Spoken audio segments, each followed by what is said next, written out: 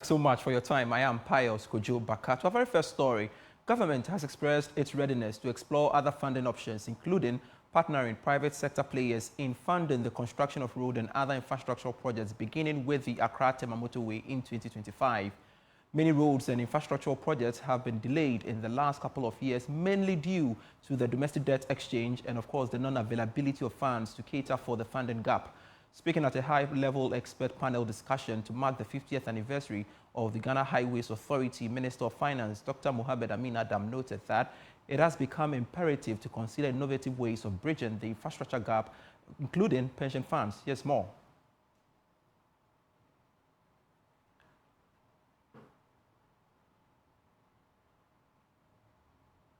We shall bring you that story subsequently, but stakeholders in the pension sector are calling on employees to take advantage of the new pensions laws to invest in personal retirement products to guarantee the well-being of their future. Speaking to Joy Business after addressing the first annual general meeting of Enterprise Trustees, its managing director, Joseph Ampofo, emphasized the need for employees to take personal pension critical and not rely solely on their employers for retirement. Here's a report.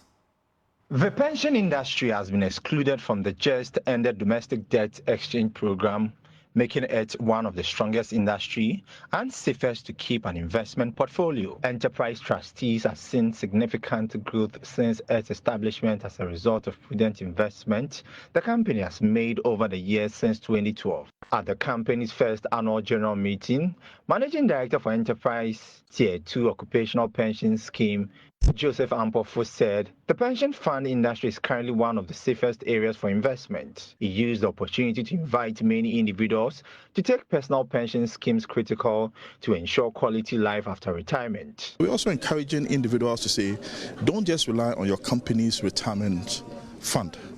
Build your own retirement portfolio by having a personal pension account, and that you can also do by dialing into the *714*333#.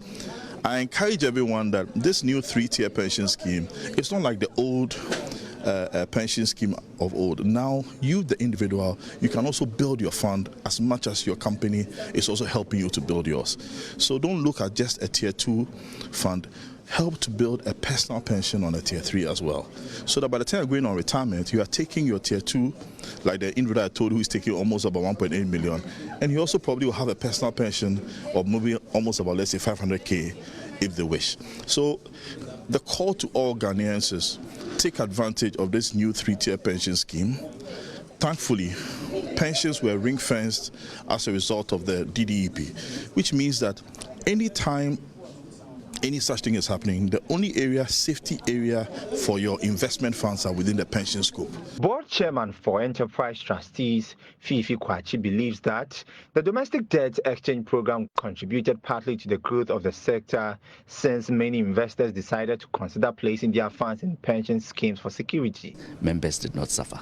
So that's where it really is coming from. Originally, there was an attempt, yes, but it didn't happen. And so in effect, pension funds or pension fund managers are going to benefit from the DDEP, the members, marginally, the returns that we were expecting if the DDEP didn't happen, they are benefiting more. I mean, the payments are delayed to 2027 and 2028, but that's when maybe they will be due. And at that time, the return is expected to be better than original.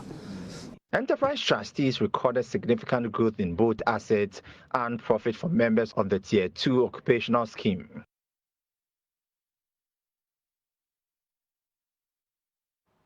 And we want to touch on our lead story this moment. More than 200 businesses and individuals risk imprisonment up to 5 years after the Bank of Ghana sanctioned them over persistent issuance of dirt checks. George Yafi has the rest of the story. Under the country's laws, persons identified as issuing dirt checks are open for prosecutions and fines. But now that these individuals have been identified by the Bank of Ghana, the necessary sanctions taken against them, the state can also go ahead and take additional actions against them in terms of prosecutions. This is despite the Bank of Ghana preventing these individuals and businesses from accessing fresh credit from the banking system for the next 3 years. The central bank has also directed all financial institutions whose customers are involved and notify the corporates of the ban and recall all unused checkbooks from them. they shall not issue new checkbooks to the affected customers until the sanctions are lifted.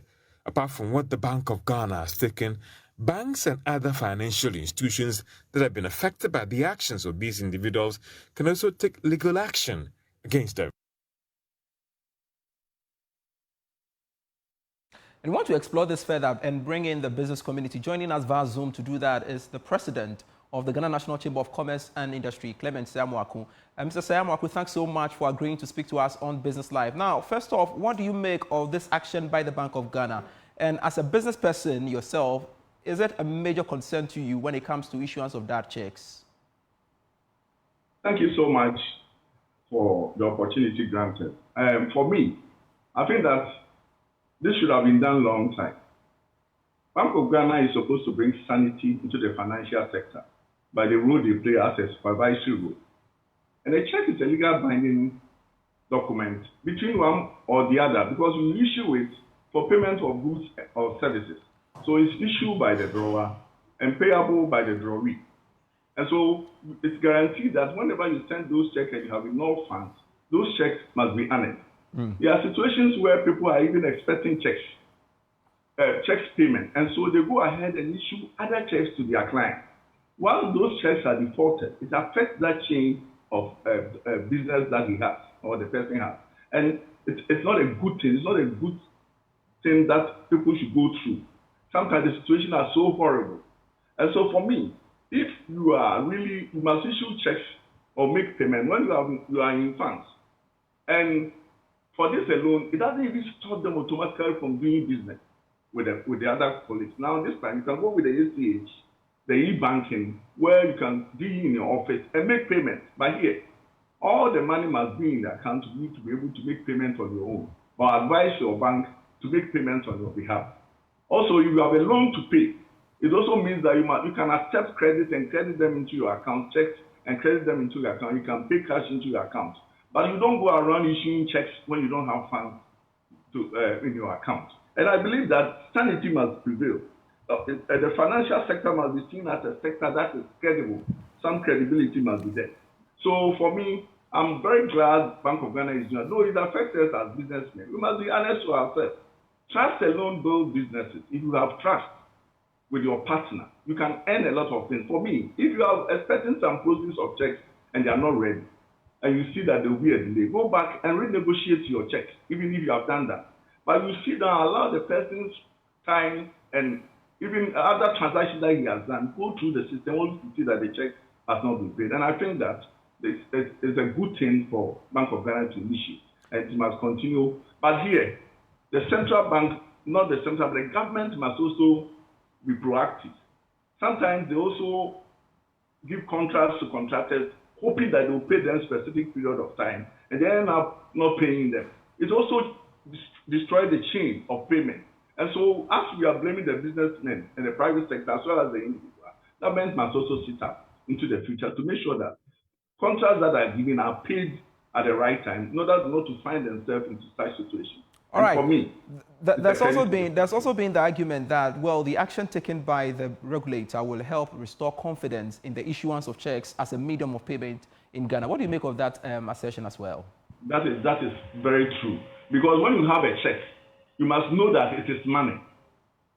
You don't go out and see whether the check will go through or not. But once you have a check and there's credibility, there's confidence, you know that this check is going to go through. So it can help you to plan, not to create problem for you in your future transactions. So for me, I feel that the credibility is there and the confidence will be there. And so we treat checks as money going forward. If you don't have money, don't issue checks. Go in and negotiate with clients and build the trust. And that would be the best thing for private sector to reach. Thank you so much. All right. So before you go, Mr. Sayamwaku, now we know that 200 businesses from the next 3 years, you are told, will not be able to access credit from the banking system. As a chamber, are you not worried about this development? All those who have been issuing that checks are not creditworthy, most of them. And so banks even want to build trust with their customers. And so if you don't have the credibility, it even helps the bank not to give loans to customers who might not even pay and end up being a bad loan. You know, then that also does not help the chain of credit creation to go through. So for me, everything that Bank of Ghana has said in this transaction is BoG, GoG, etc. 2024-19, as I have it here. I think that I'm in support of that. The private sector must change our attitude and do business based on trust. And would you back proposals that the names of these businesses and, of course, individuals should be published to serve as a deterrent to others? That is up to them, Central Bank, to look at it. For publishing it, I will leave that one for them to look at it. But I think that what they have put in place is enough as a punishment for those who usually issue that check, to refrain from that and do proper business that is built with trust. President of the Ghana National Chamber of Commerce and Industry, Clement Siamuakon, thank you so much for joining us on Business Live. We appreciate your thoughts. Now, we want to go back to our earlier story. All right, so we'll pause for a breather. When we return, there is more. Please stay. So much for staying on to some other stories we have for you. Government has expressed its readiness to explore other funding options, including partnering private sector players in funding the construction of road and other infrastructural projects, beginning with the Accra-Tema motorway in 2025. Here's a report. Road network of 32 kilometers per every 100 square kilometer of land, Ghana is well above the African regional average of 17 kilometers. However, a lot remains to be done. The country's current funding for road construction and maintenance accounts for only 38%, with a funding gap of almost 2/3 of total projects. Addressing the situation of funding, Minister of Finance Dr. Mohamed Amin Adam noted that it has become imperative to consider innovative ways of bridging the country's infrastructural funding gap. He spoke at a forum to mark the 50th anniversary of the Ghana Highways Authority. The resource envelope is so limited. We are unable to do everything at a go. And this is why we think that private sector participation can no longer delay. We must do everything to get the private sector into road construction. And this, we are setting the stage with the Tema motorway flagship road project through a PPP arrangement, which I believe will be the first PPP arrangement for road construction in our country. Vice President of the Republic of Ghana, Dr. Mahamudu Bawumia, called for ingenious ways of making road tolls and other taxes equitable. And I think that we should be thinking about methods that we could make the tolling more broad-based, and then we all contribute to it, and then the revenue will be much higher. So if you can find a way to do this digitally or whatever, we can do it. I mean, but the whole thinking for me is there's an inequity in tolling, that some people don't have to bother, but those are the neighborhoods with the best roads, but they don't contribute.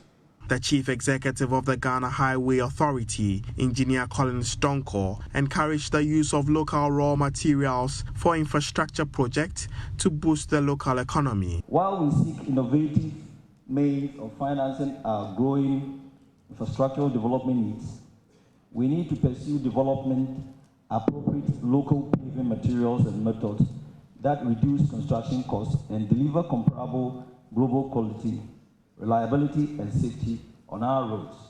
The forum, which was held to mark the 50th anniversary of the Ghana Highway Authority, was held under the theme Closing the Financing Gap in Road Infrastructure Development in Ghana. And that's our part company here on Business Life with me, Pius Kojo Baka. We've got more stories for you when you log on to myjoyonline.com/business. There you go.